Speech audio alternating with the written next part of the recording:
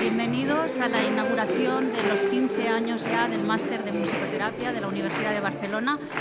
15 años para muchos de nosotros musicoterapeutas, cómo hemos ido progresando, cómo la musicoterapia forma parte de las escuelas, de los hospitales, de centros públicos, privados, centros penitenciarios, en centros de drogadicción.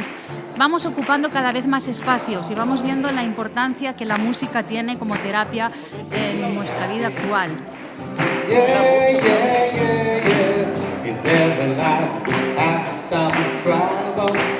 But don't worry, make it double, don't worry.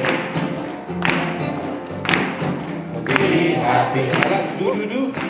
Hablando de musicoterapia, me pareció fantástico que una persona como Claudio pudiera venir a festejar, y se lo comenté a Nuria, y Nuria ya me lo venía diciendo en todo este tiempo, y bueno, Claudio aceptó.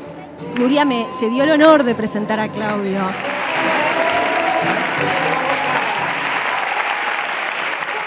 Hoy está de moda decir que la música no significa nada.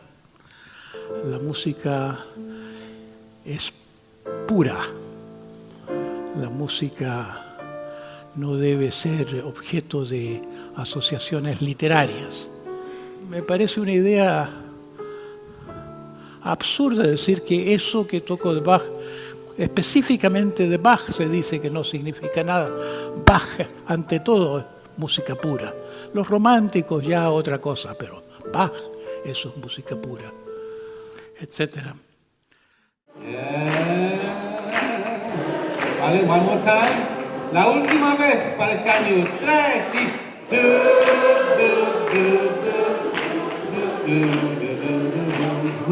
Ha sido gracias a un equipo de profesores, a un equipo de personas que están ayudando a que cada vez más pueda crecer la musicoterapia, a directores ya de instituciones que van viendo cómo la musicoterapia humaniza hospitales, cómo la música llega donde muchas veces no llega la palabra, y para nosotros es un honor poder tener aquí, poder establecer los 15 años de musicoterapia.